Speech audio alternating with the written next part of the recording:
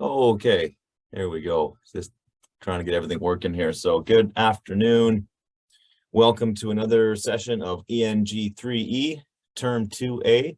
I'm your instructor, Mike Laverty. Today is February 8th, 2023, and we are on class number 3 of Unit 1. So we will spend this week and next week working our way through Unit 1. And today we're going to discuss Unit Assignment 6 and look at the textbook assignments from Making It Work, pages 13 and 15. So every day I'll try to get a few unit assignments taken care of, and then we'll also look at some of the textbook assignments because, keep in mind that you have to complete the unit assignments, and you also have to complete assignments that are listed in the textbook. So I'll do my best to work through those and give you as much guidance as you can. So you can read the questions in the unit, but hopefully when you watch my class, I'm going to give you some strategies and some tips for coming up with ideas, maybe looking at it a bit differently. So I'll do my best to help you work through the material in the unit and the textbook and give you a different perspective, hopefully give you some ideas, help you get started, maybe adjust what you have on the page. So hopefully that's helpful for you. And as always, just reach out to me. Let me know if you're looking at a specific question that you need help with, and I can discuss that with the class, or I can, if you want me to focus on certain things, just let me know. I'm definitely up for getting some feedback from students. That'd be most excellent. So we are in week 1 of classes in term 2A. There will be no class on Monday, February 20th. So not this coming Monday, but the one after. There won't be a class because that is Family Day. And March break is from March 13th to the 16th. So there are no classes there. This is a 9-week course. So we've got a lot of classes to get through, but I think we're off to a really good start. So we're looking like the schedule will work out for the most part. I think Unit 1 will probably take for sure weeks 1 and 2. And, Unit 2, I'm not sure if we'll start Unit 2 next week. I think there's just too much. There's too much stuff that I want to cover in Unit 1. So, but I think that we'll finish off Unit 1 next week, and then Unit 2 will probably start week 3. So I'll make some adjustments as we go along, but that's just a general course schedule to let you know how we're breaking this down. And this is, of course, for the term 2A schedule. So even if you're on a independent learner model, if that's how you're registered as a student, I suggest that students try to stick to a schedule, like try to take the course and do it in 9 weeks. It's a little bit harder when you start to space it out over 9 or 10 weeks. And if you go beyond that, it's kind of hard to stay focused. So if you can, try to take 1 course at a time, get it done. If you can take 2, that's great, but I think it's a lot easier when you keep the concepts fresh in your mind, especially when it comes time to writing that final exam. You want to have those concepts fresh as possible, like in your mind, and not having to go back months and try to remember, what you learned, what you did. So if you practice it, if you keep it going, then that's not going to be a problem, but it could be an issue. So I would keep that in mind.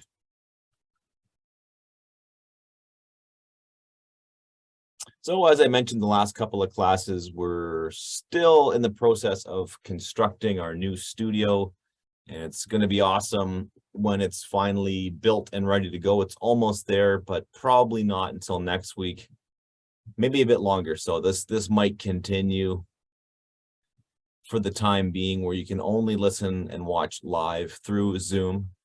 So the Zoom link's there on the bottom. I am posting that link on Facebook And you can find out that link or any information about your course and other courses by phoning the DEC or by phoning WASA directly. We've got tons of staff who are on hand to answer any questions you might have. So, you know, anytime you got a question, reach out, and there's many ways you can reach out. You know, there's phone, fax, email, Facebook, you know, there's lots of ways to get in touch with us. So we only have one way right now to watch and listen live, but of course, I do put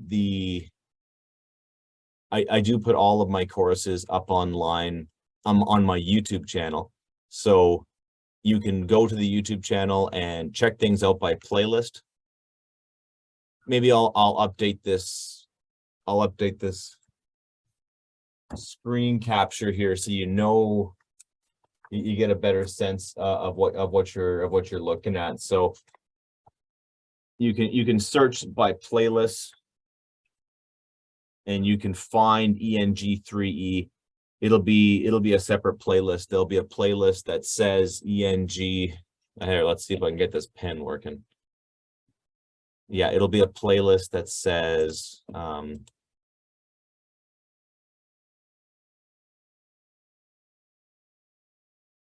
still trying to get my pen working. I don't know why this is causing me so much trouble. Oh God, I had it working.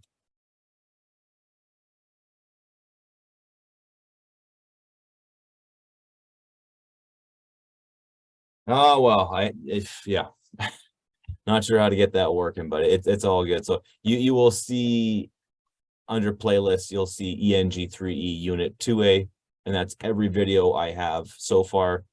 And then you'll see ENG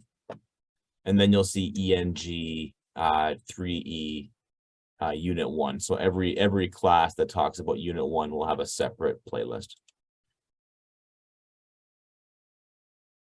Let's see if we can annotate it this way. I guess we can do that. Okay, well, maybe I'll try that. Okay, so, and then you have many ways to submit work. I think one of the easiest ways you can do this is by talking to your DEC, or you can do it yourself by scanning it and emailing it, and sending a fax to that number, or using the Adobe Scan app. But I do want to mention that I do prefer if students hand in things in smaller bunches, like 2 or 3 assignments at a time, or 4 or 5. Send me just small batches of work, and then I'll get back to you with that. So, please don't think you have to submit an entire unit all at the same time. An entire unit would be absolutely the most I would ever expect someone to hand in at one time. No more than a unit. That's way more than enough. But 1 to 5 assignments is probably the best case scenario. Maybe 1 to 10. Maybe I'll make a slide about that for next class so we can clarify that. That's my contact information on the screen. If you're watching on YouTube, you can pause the screen. And if you're watching this live, then just reach out, or look in your study guide, look in your Unit 1. I have all my contact information. It's listed there many, many times, or just search up WASA online. You can find this information. So, but that's the best way to contact me. And you're going to want to contact me Monday through Friday, 9 a.m. to 3 p.m. I am teaching from 1 to 3. So I'm not very responsive then, unless of course you're on my class, then I'll be very responsive. But otherwise, I'm not checking emails while I'm teaching. I'm not a master multitasker like that. So 9 a.m. to probably 12:30, 12:45 p.m. is probably the best time to send me a message. But I mean, like I said previously, if you send me something late at night or super early in the morning, I will have a look at it when I get in, and that's always my priority. priority number one for me is to get back to students if they have any questions or if they send me any kind of communication. That's always the top of my list. You know, lesson planning and all that stuff comes later. I will always make time to communicate with students directly. So your next steps, if you haven't done this already, so if you've already contacted me, that's great. But if you haven't contacted me, please do so. Just drop me a line, just saying, hi, my name is whatever, I'm enrolled in your course, and just the basic, that'd be the easiest thing to do. Just let me know you're out there, let me know you've got started, and please let me know if you need any course material, because I can make sure you get that as soon as possible. And I'm hoping you can read the study guide, look at Unit 1, flip through our 2 textbooks, and start working on Unit Assignment 1. All right, so let's break into today's class, okay? So we're going to look at the article of the day. So on Wednesdays, I would like to do an article of the day. So I'll pull up an article that I found online. We'll look at it. It's really important to look at professional writing to see what the professionals are doing and model our own writing after what they're doing. We are going to look at textbook assignments from Making It Work on pages 13 and 15. We're going to look at the writing process again, or sorry, we're going to have an introduction to the writing process and look at unit assignment 6. So our learning goals for today are to learn how to summarize a text or a paragraph and learn about the writing process.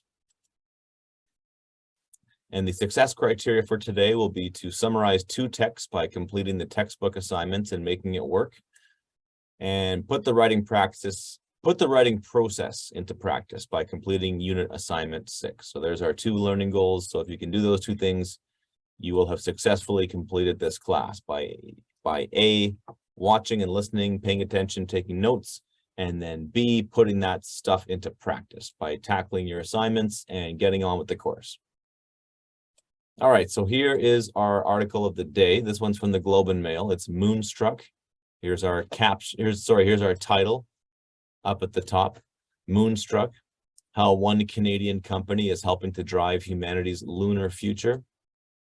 So we've got our picture, and we've got a blurb from the article. So with NASA's Artemis program around the corner and more than a dozen other missions heading for the launch pad, Ontario-based Canadensis, I'm not sure if I'm pronouncing that right, is tooling up for a new moon rush.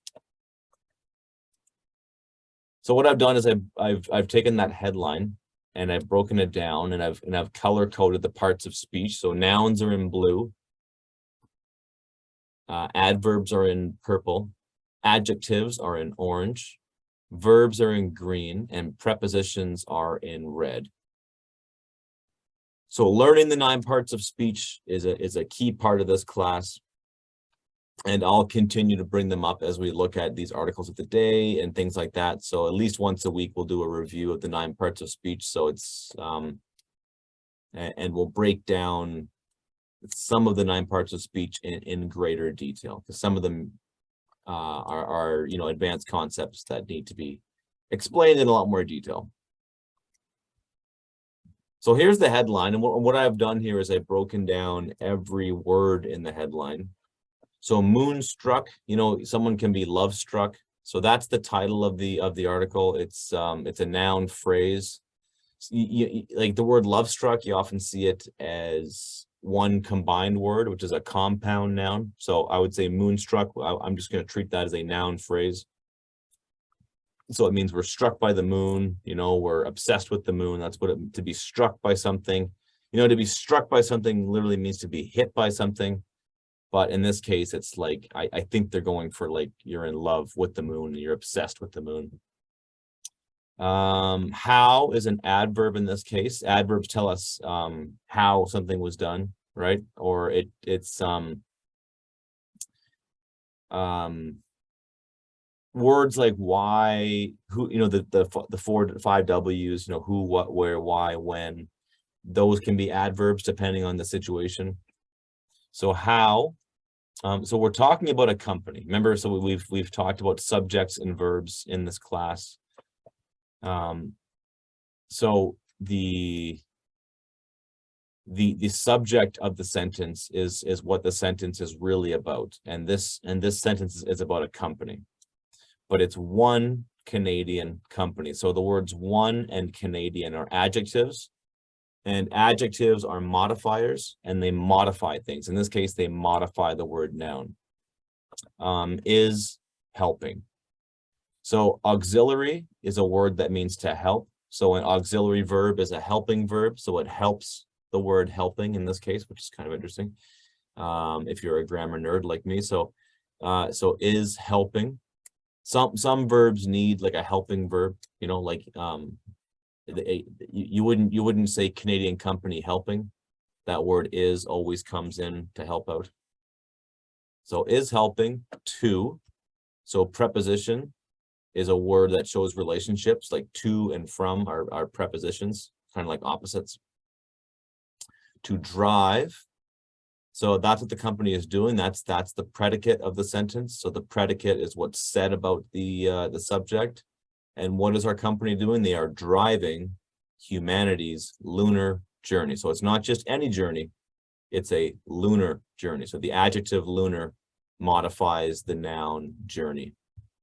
And we got humanity. If you take note of that, that's you see the Y apostrophe S. So we have a noun, humanity, and we have apostrophe S.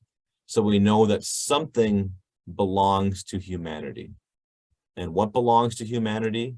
The lunar journey. So the apostrophe S in this case stands for, it shows possession. So we'll talk about apostrophes in a later class, but it's good to know that. So apostrophes usually, they either show possession, something belongs to something, or they show a missing word, or where two words get combined together.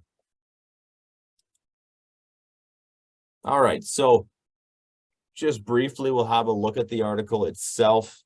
In a town famous for its Shakespearean offerings, engineers have turned a former luggage factory into a performance space that is out of this world. Here, the stage consists of sand and rocks piled unevenly on a large concrete floor. A single powerful light illuminates the scene from one side, mimicking the low angle of the sun near the moon's south pole. So that's really good. So it's very descriptive. It's meant to help you really visualize this scene, right? So like they're comparing, so they're making the comparison to Shakespeare, because of course Shakespeare is a playwright and he's known for his plays. So this is almost like a performance as well, with lights and things like that. And it's not the real thing, it's not the moon. Whereas when you go to a play, you're not really seeing real stuff, but it's like they're trying to make it look real. So it's very well done. They've used lots of adjectives. So it's a single powerful light. The rocks are piled unevenly, right? So it's nice, right? Because you could say there's a bunch of sand and rocks piled. That's fine. But when they say it's uneven, that kind of gives you a clearer picture of what it is. It's a large concrete floor. So they're not piled on the floor, they're piled on a large concrete floor. So a single powerful light illuminates the scene from one side, mimicking the low angle of the sun near the south pole, right? So you put a comma in there, and then you add additional information about what you just mentioned. So that's a very useful tactics that you can do. And up here, we got a nice introductory clause. So in a town famous for its Shakespearean offerings, comma. So that's technically that's a prepositional phrase, because in is a preposition.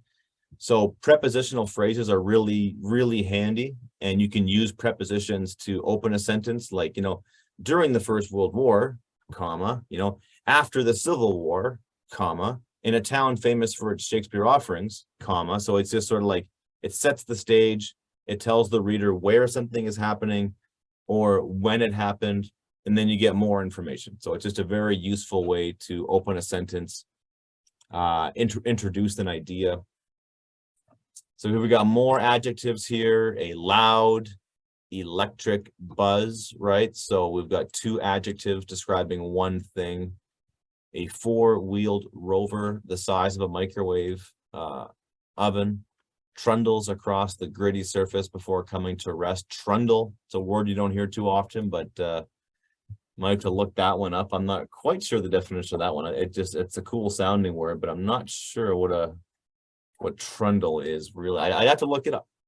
I know it's to do with movement, and I know it's to do with, but I need more. Here we go, another introductory phrase. In a control room next door, comma, Eveline Wormels looks at the images the small vehicle is sent to her computer screen and plans its next move. We've got a quote from a person in the story, so more on that later. But, just lots and lots and lots of details, right? That's what it is. And this writing is really good because it's specific and it's talking about very focused, it's very focused writing. Here's another one. In the coming days, comma, the rover's design could be selected for Canada's first mission to roam the surface of another world. The project is part of the $150 million Lunar Exploration Accelerator Program, LEAP, that Ottawa rolled out in 2019 to support companies working on technologies to the moon. So there's a good example. Anytime you introduce a concept or an acronym, in this case, an acronym is like NASA or the CIA or CSIS in Canada, right? So it's a bunch of letters that stand for something. Every time you introduce it, you do the full explanation. So Lunar Exploration Accelerator Program, and then in brackets, you put the acronym. And then the next time this writer brings up that program, they'll just write the word LEAP to save time. But if it's an unfamiliar acronym, you got to explain it. Like usually like something like USA, you wouldn't have to explain USA because it's so common. It's a very common acronym, but other ones you have to explain what they are and spell them out the first time. But then you can save time as a writer by just writing out the acronym every other time you bring it up. Okay. So let's delve into our textbook assignment in making it work. So if we grab our textbook, sorry, it's in mirror, but you can figure it out, making it work. And we are on page 13. And page 13, if you look, there's a do-it-yourself right there. So if you look in your course, if you're in your Unit 1 material, you'll see the table will break it down, and the table will say which textbook you're in. It'll say what type of assignment you're doing and what page it's on. So in this case, it's do-it-yourself, page 13. So I flip to page 13. I find the do-it-yourself. And I see that it's written down in 6 different steps that I have to follow, okay? So step 1 is look at a piece of writing. You can choose something from the road ahead or find a newspaper or magazine article, print or online. So you got to find an article. So you can find the article by looking online, or you can find the article by looking in the road ahead anthology. But just be sure to pick an article, right? So don't pick a play, don't pick a visual thing, don't pick a story, try to find an article, right? And I'm just trying to see if our article, if it's broken down by, no. They're not broken down by, oh, there they are. Yeah, okay. Yeah, okay, so if you go to the table of contents, which are organized by genre, you'll see that the magazine, there's 3 magazine articles, and there's 1, 2, 3, 4, 5, 6 newspaper selections, and there are personal writings, and there's biographies, but I would try to stick to the newspaper selections or the magazine selections. And then if you don't like those, if you don't like those selections, then you can find something online, and I'll touch upon that in a second. So step one, find a piece of writing. Step two, after you read the first paragraph, find the main idea and the key details of that first paragraph. So the main idea and the key details, the most important details. Make some point form notes of the main idea, details, and concluding idea from each paragraph. So these first three steps are your planning phase, which will lead to your writing, which will come in steps 4, 5, and 6. So step 4, summarize the main idea of the first paragraph in your own words. So what we're doing here really is we're reading something, we're summarizing it, and we're putting it into our own words. So that's a really important skill to have as a writer. And depending on the context that you're doing it in, like if you're writing a research paper, and anytime you're passing off something as your own words, but you're just copying it from somewhere else, you want to acknowledge that. For this assignment, it's okay, because as a teacher, I'm asking you to paraphrase something. I'm asking you to put someone else's words into your own words. So I know you're basically just copying an idea and just kind of reshaping it and rephrasing it. So I don't expect you to come up with something 100% original, and it's pretty much impossible to do that. You kind of have to use some of the words that the original writer used, but you're just taking something and putting it into your own words. And that's a really useful exercise. It's really useful for memorizing stuff. You can read something, but if you read something and then summarize it and put it into your own words and reorganize it, I guarantee you it'll stick in your head a lot better than just simply reading it. It'll better chances it'll end up in your long-term memory than simply your just kind of short-term throwaway memory. So you need to summarize the main idea of the first paragraph, and then write 1 or 2 sentences in your own words that tell the detail and/or facts of the paragraph. And then you write a sentence that expresses the closing thought of the concluding paragraph. So this making it work, this assignment for making it work, do it yourself, page 13. You're really only looking at one paragraph and paraphrasing it. What's the main idea? What are the supporting details? And what's the concluding sentence?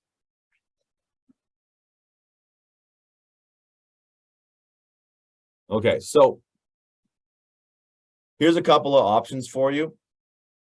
There is the Thunder Bay Chronicle Journal, there's Ontario Out of Doors, and there's the Walleye. So I mean, these are just suggestions that I read online, not all the time, but these are definitely ones that I've looked at, and I looked at a few this morning. So the Globe and Mail is my favorite newspaper. I read it every day.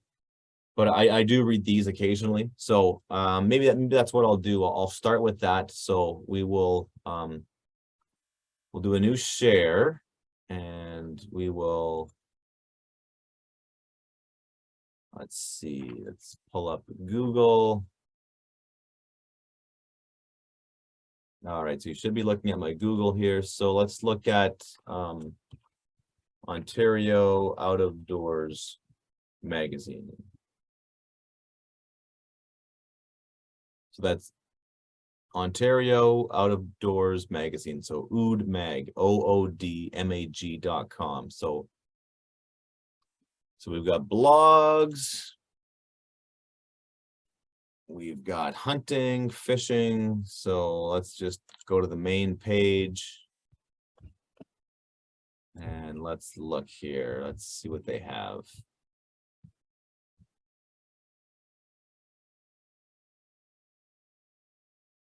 All right, so. All right, so here's an article, Family Fishing Weekend Returning.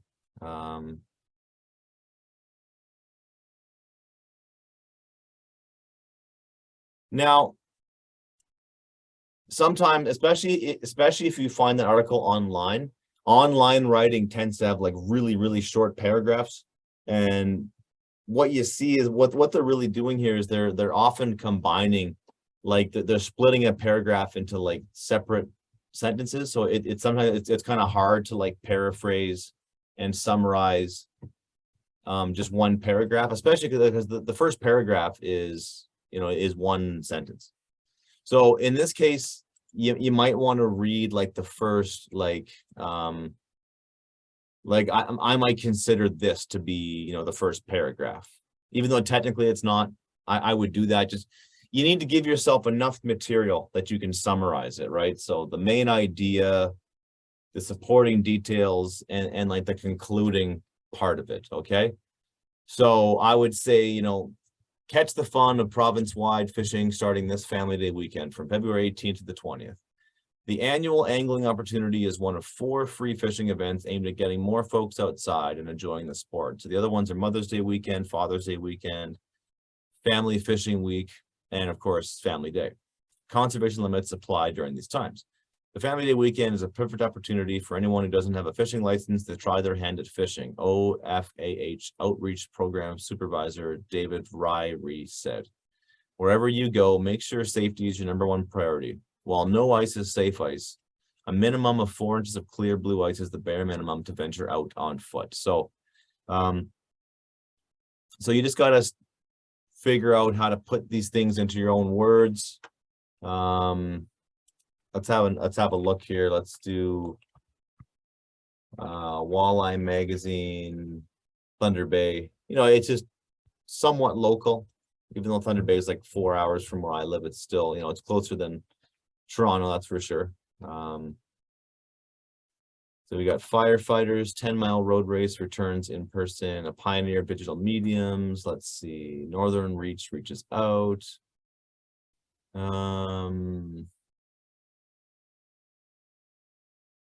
Okay, this looks cool. Thunder Bay Diving Club, okay.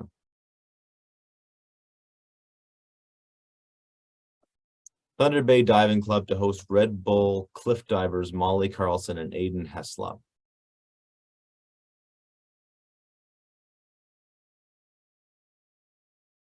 Okay.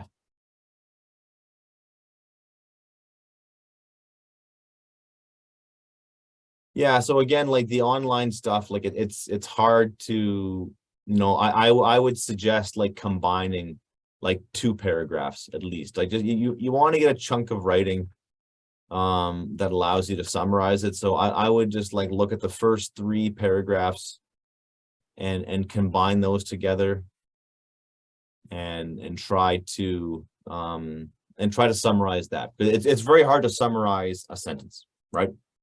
Because it's a sentence. There's not much to like rearrange and summarize. So for this assignment, I would, if you find something online and it's got really short sentences like that, or really short paragraphs, then I would get at least, combine them, right? So because that's 1 sentence, 2 sentence, 3 sentence, 4 sentence, 5.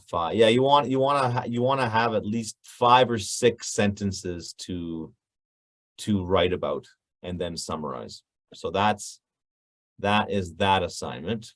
Let's go back to, yeah, so you can find lots of online articles.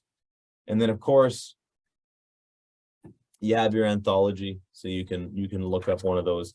Just out of curiosity's sake, I'll have a look at one of the, let's see, one of the magazine selections. So there is, let's see, Man in Action on page 228.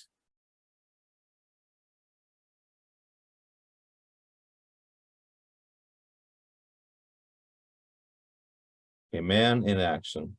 Okay.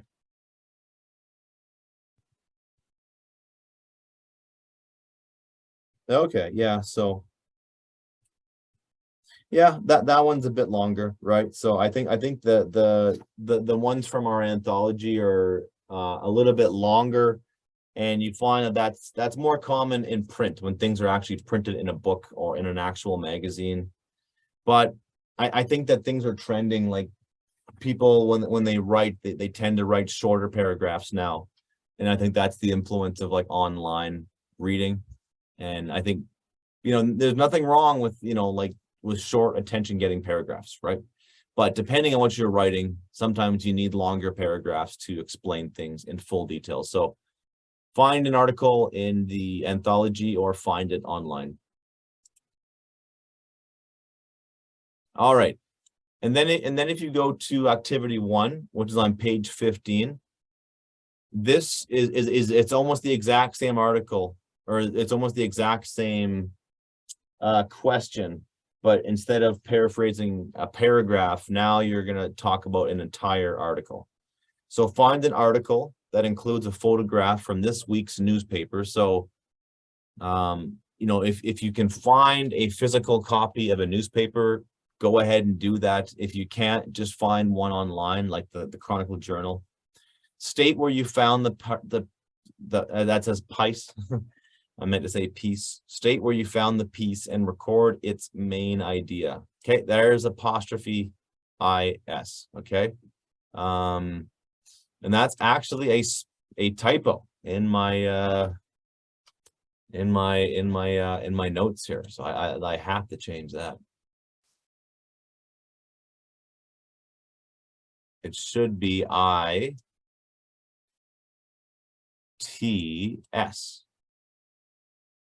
ITS is something that belongs to it. Okay, so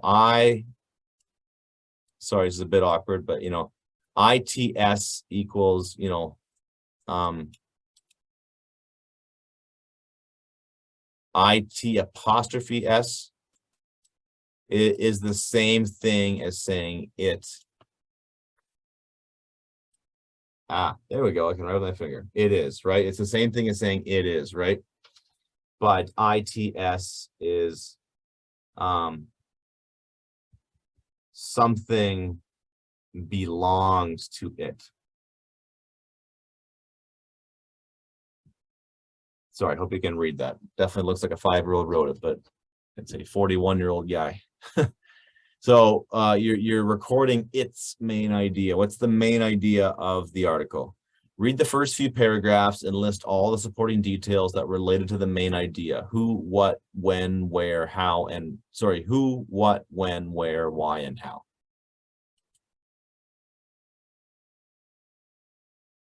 Oops.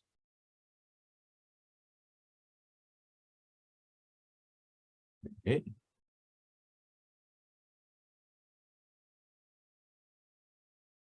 All right, eraser. Okay, let's get rid of all my annotations here. Don't need this anymore. All right, so just to bring that back. Get out of here. I don't need you anymore. There. Okay. So if we go back and we just look at that, so what you're doing here is the first part of it, activity 1, is, you know, just state where you found the article, its source, what day it's from, and record the main idea. And then list all the supporting details that relate to the main idea, right? So it's where the article came from, its main idea, and then the supporting details that help kind of explain that main idea. And then you have to look at the photograph that accompanies the article you chose. How does it add to your understanding of the news article? List the details in a caption. List the details in the caption that support your answer. And you need to write a paragraph summarizing the news article you chose, following the steps on page 13. So again, you're gonna repeat the all you need to do is repeat the same steps you did, and so the same steps from page 13, but summarizing the entire article.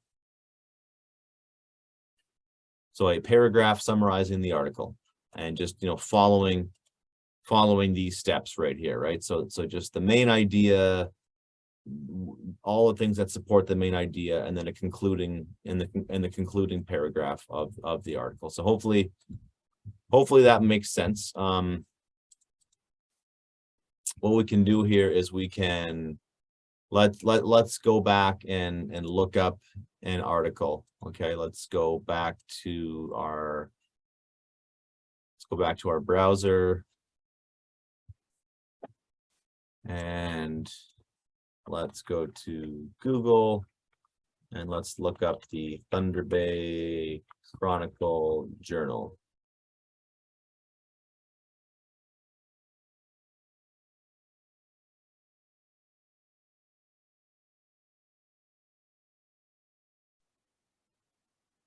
All right, so labor shortages challenge to forestry. Challenge is in quotation marks. I'm not sure why, maybe because somebody said that down below. Let's take a look. All right, so there's my photograph. And it says a forestry crew inspects a water crossing. The more people learn about forestry, the more likely they are to support it and become involved, says Ian Dunn, President and Chief Executive Officer of Ontario Forest Industries. Labor shortages caused in part by a large portion of the workforce retiring without the ability to replace them is being felt by industries across the country, with the forestry sector being no exception. The labor and skill shortage faced by the forestry sector is preventing it from realizing its full economic potential, according to the Ministry of Natural Resources. All right, so you would just go down through here, and then let's see here. Let's go open up the Word document.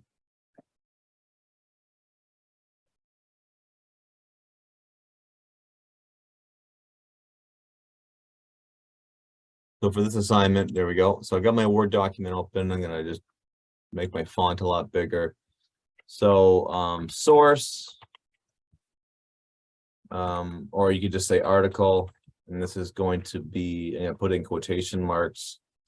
And let's see, it was the labor shortages challenges. So labor shortages challenge to forestry.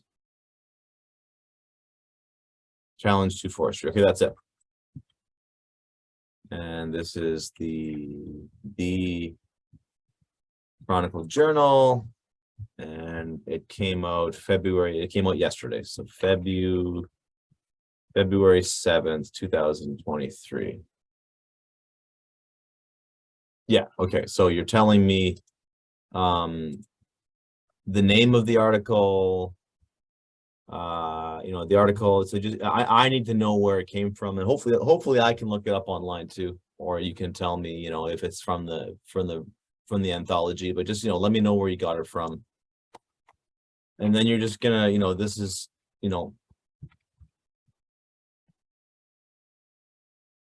this is the way I would do it if I was the one writing this assignment. I would jot down some rough notes, and then I would have, so you look at the question, what do I have to do? I have to, main idea of the article. I have to do information from the caption, photo, right? These are things I have to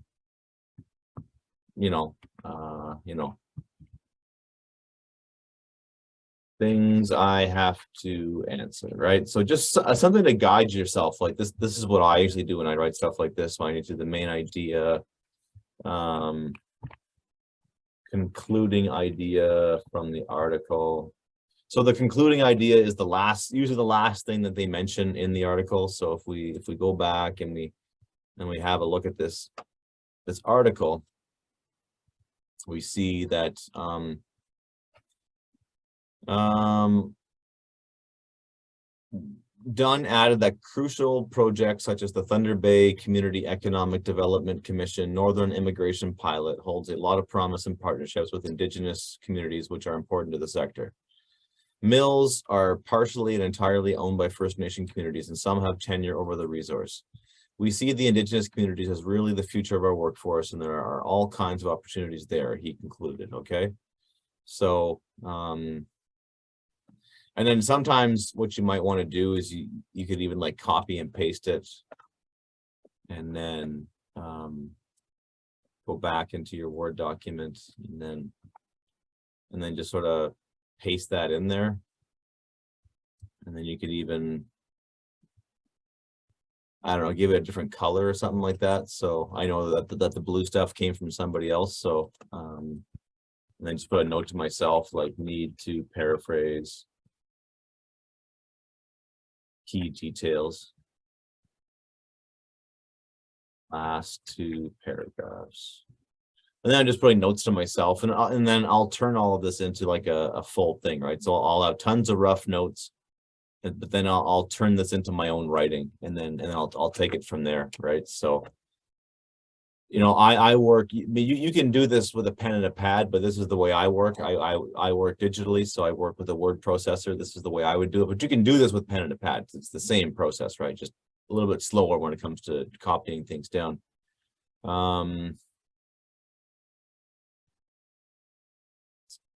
And so, yeah, just for time's sake, that's basically what you have to do here. Let's go back to the assignment itself. So you've got to find the article.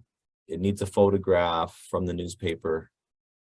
So you said where you found it and record its main idea. Read the first few paragraphs, list all the supporting details that relate to the main idea. Who, what, when, where, why, and how, because that'd be a good one to answer, right? So, you know, I'd have to go back. So the main idea is, and then you would do like who, what, where, when, how, and why.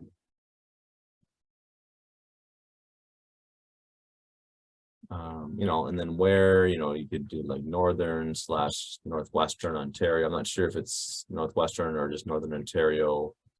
You know, when, you know, 2023 and into the future, right? That's what they're talking about. You know, how they're going to do it, why they're doing it, you know, so that you have to read the whole thing, but then answer those 5 questions and then you can just take that and turn that into a sentence about, you know, what the article is about. And then, you know, the main idea of the article is these labor shortages and like how to solve them, right? So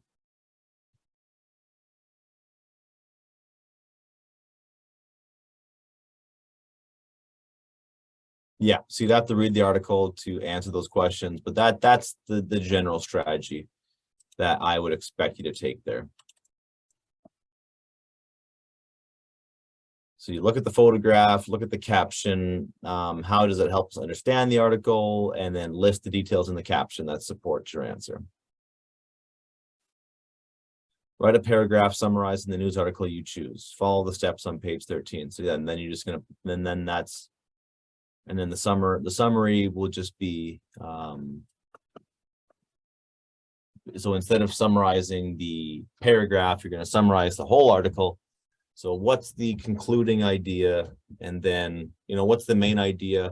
How do they support that idea? And how do they conclude it, right? So, and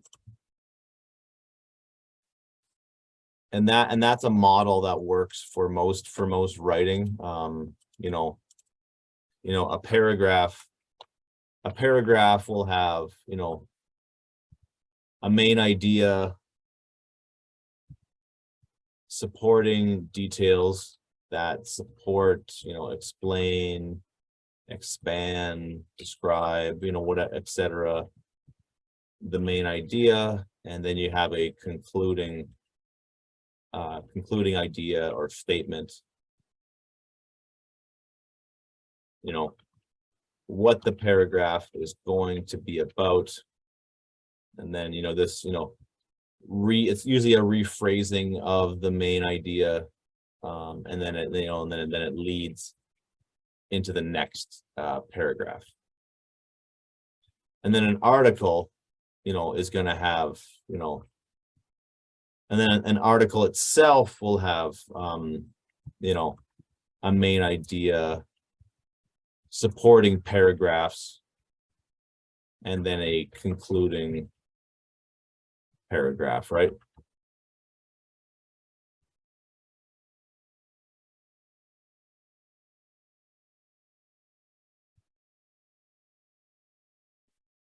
Or, you know, let's switch those around.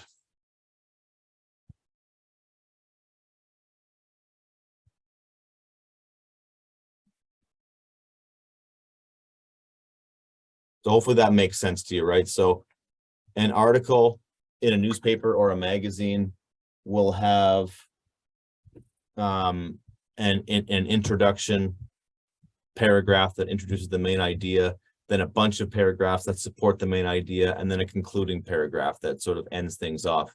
And then if you look at the paragraphs themselves will have a similar format where the paragraphs will introduce a main idea, expand upon that idea, and then wrap that idea up and then kind of shift into the next one. So as we progress in this course, we'll be talking a lot about, you know, how we write paragraphs and how we pull things together that way.